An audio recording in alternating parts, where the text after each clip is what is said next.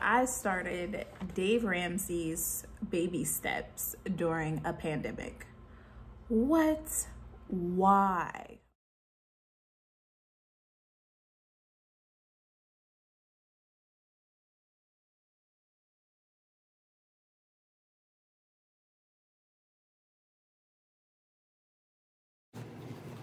Darling. Oh my gosh.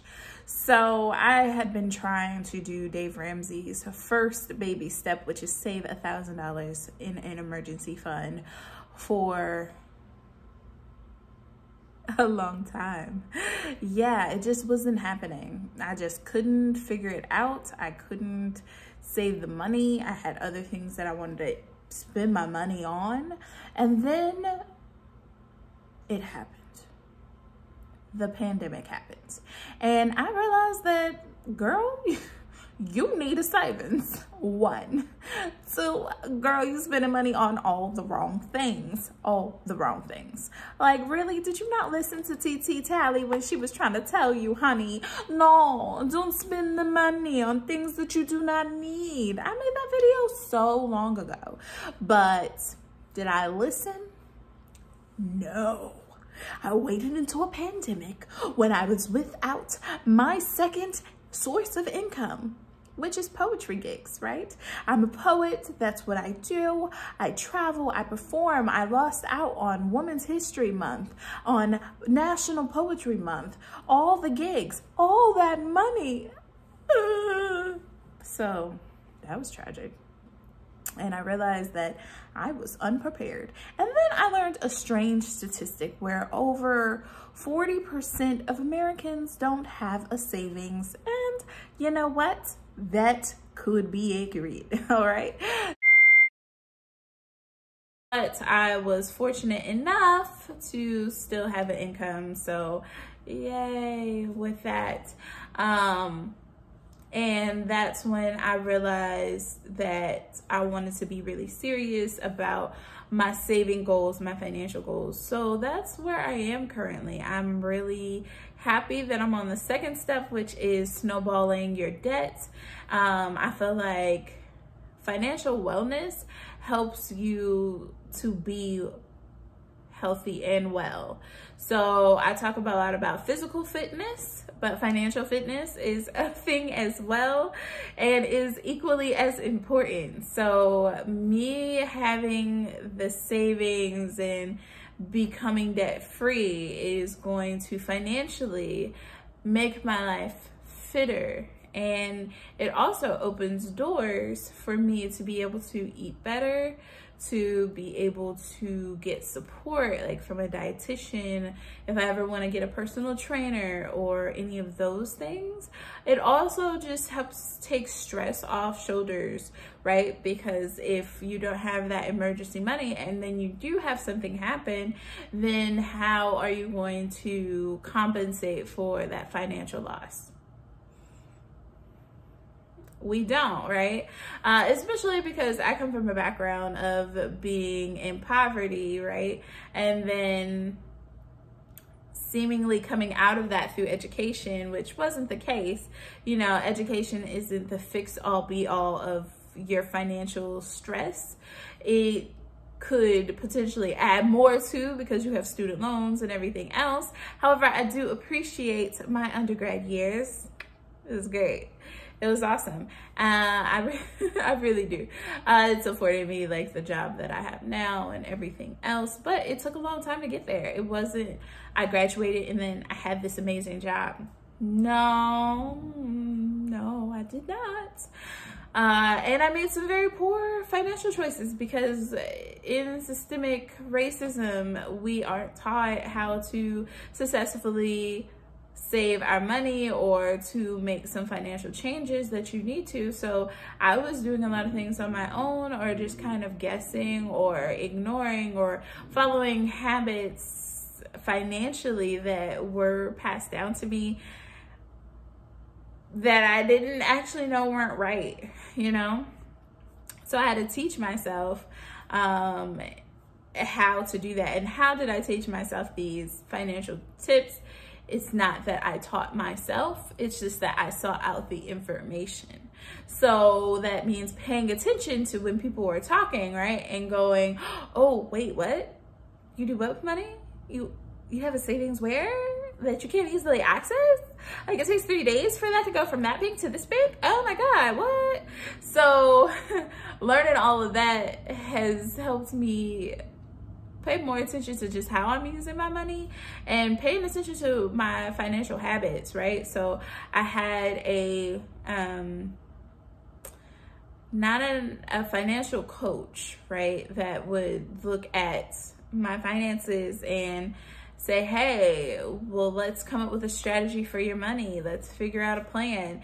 And I loved it, but I couldn't continue that service. So I'm trying to figure out, okay, well, how do I do it on my own? Well, I have to listen to other people's conversations. I have to search for the information, and YouTube is a resource for that, right? YouTube is like one of the resources that you can use along with Google. They are your friends. They are how you kind of figure out all the things you need to in life. So I started searching, you know, paying attention to who my friends were paying attention to. If they're watching Stephen Graham or, you know, Kevin, the guy, then I'm going to listen to these people because I want to know, you know, I want to know what the updates are. You know, if I hear about EIDL grant, I want to know like the ins and outs of the grant and want to know how that money is made and what I need to do to be on that path. And if I'm not an entrepreneur, but listening to entrepreneurs on how they pay themselves a salary, like what is all this? So taking all this information, putting it together really helps financial wellness. And I'm super excited for that. So yes, I did Dave Ramsey's First Steps during a pandemic. It is very cool. Just to feel like I have that extra blanket there. And I don't have to freak out about money. Yay. And it also allows me to comfortably be able to know that I can pay off some debts as well. And so I paid about 3 debts off, which is really amazing and great. It's like, oh my God, girl, like you are totally out here doing it. So yeah, the way of fitness, of wellness, of being able to be okay and know, hey, I can do these financial goals. I can change my money into more money, into more money. So yeah, because like now that I'm doing snowball debt, it's basically any extra money you have goes into your debt. That's it. Give this video a thumbs up, you know, comment down below. What are your financial goals for 2020? I know we're headed towards like the end of the year, but how has your financial goals changed from the beginning to now? I know my word for the year is invest. So I feel like all the things that I've done financially have been investments into my future. So that's really great. I've invested in stocks. I've invested in my household. I've invested in my education. I've invested in my business. I've invested in you guys and YouTube, right? Like invested into my fitness, into my health, into my wellness. So I've invested in all different types of ways. It's not always financially, but I have invested financially, and I feel like that's amazing. I am a lot further than I was last year, or the year before that, or the year before that, right? As I learn how to spend my money better, I can also learn how to not spend money on food, right? And we can eat better. So that's why we do intermittent fasting. I feel like sometimes I blur the lines of, oh, I'm intermittent fasting, but I can still eat a regular meal. That's not what it should be. That's what I turn it into in my mind. Well, I want a spicy jalapeno bacon chicken sandwich. I want a spicy jalapeno bacon chicken sandwich.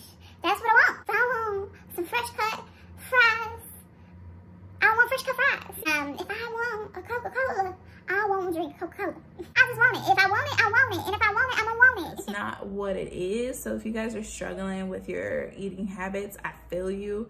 It's my hardest battle that I think I face. So each year is just infinitely better. And so I'm really happy that I chose investment, because it has me questioning, like, if I spend money on something, is that what I should be spending it on? And I went to a dietitian to get another look, a second opinion, a professional opinion on my eating habits and how I should attack it. And is intermittent fasting the thing that I need to do? How can I come up with some better strategies? Because I really do want to attack this thing, and I don't want to spend money on Postmates anymore. I have it up on my board. Like, you don't really need that Postmates, girl. Hey, self, I want you to know, girl, you may have broke it today. You may have messed up today. You may have feel like a failure today. But you know what? You did a great job, because you still have the goal in your heart and you want to complete it. So you know what? You messed up for that meal. You messed up for that moment. You accidentally spent that money. You have the rest of today to correct it by not doing that. And then you have tomorrow, and then the next day, and then the next day. You just got to take it a day at a time. But you are doing a phenomenal job, and I'm super proud of you for all the financial strides you are making, okay? All the financial ways you are changing. Congratulations. I'm so proud of you on your journey. I'm doing my best. First step, save $1,000 emergency fund. Boop. Done. Check mark. You know, second step, attack debt. That has nothing to do with food at all. It's not even related, but it is though. Because imagine if I took all of that money that I spent on Postmates and I put it towards my debt. I'm trying to be debt free by 33. You know, this year's trial and error, but it's investment year. So I'm gonna go to this dietitian, see what we can come up with some alternatives that maybe we can do. Maybe how to come up with some intermittent fasting strategies to make this better in my life. Because hunty, let me tell you, it is not working for me. Okay, I could download the app and delete it if I want to. One day at a time, you know. You didn't succeed today, tomorrow you still have. But right now, you have right now. So if right now you're working on it and you're really going for your goals and you're financially changing your mindset, then you're succeeding right now. That's what you gotta say. You gotta say to yourself, hey self, you know. So that's where I'm at financially. I feel like I'm making it work. You know, I've done Dave Ramsey's first step, working on the snowballing of the debt, which is a long road, a long, hard road. But I want to be debt free by 33. I heard somebody say that and I was like, ah, yes. So I am not 30 yet. I'm turning 30 at the end of this year. So I have basically 3 years of my life to get it together, okay?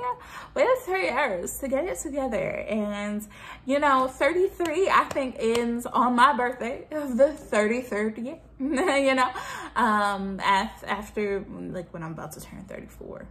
So, debt-free by 33, cusp of 34, you know, like if I, on my 33rd birthday, I still have that year to get it together. So that's 3 years. That's 3 years. I feel like that's a little over 3 years actually, that I have time to get myself together financially. 1, don't be hard on yourself. 2, make a budget. 3, you can do it. That's really all I have as far as steps. You could save $20 a month. You could save $100 a month. But really, if you don't change your mind, you're not going to save anything. That's just facts. If you don't think you can do it, you're not going to do it. If you don't feel like it's in your head that you can make these financial strides and goals, then you're not going to make these strides and goals. You have to put your mind to it. You have to change your mind and go, yeah, that's what I want to do. All right. Love you guys. Peace out. If you like this video, give it a thumbs up, you know, subscribe. I look forward to seeing you guys Sweaty Sunday. It's gonna be a sweaty Sunday, sweaty Sunday, sweaty Sunday. All right. So I look forward to seeing you guys then. This is one of my like life updates / fitness talks. So it's financial fitness, which affects your overall wellness. So good luck, guys. Good luck. I need it too. Love you. Bye.